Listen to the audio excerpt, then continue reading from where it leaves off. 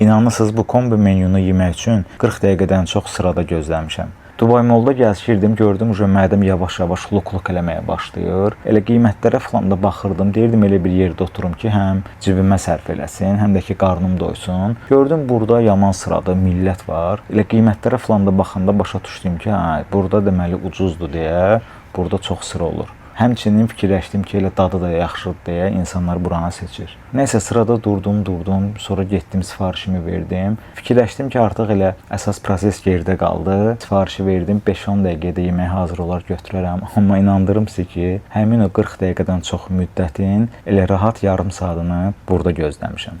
Və buranı tanıdıqca öyrənməyə başladım ki, Albayk Birləşmiş Ərəb Əmirliklərinin ən böyük fast food şəbəkələrindən biridir. Və bunların da əsas məqsədi münasib qiymətdir. Ona görə də bunların həmişə istənilən filialında çoxlu sıra olur.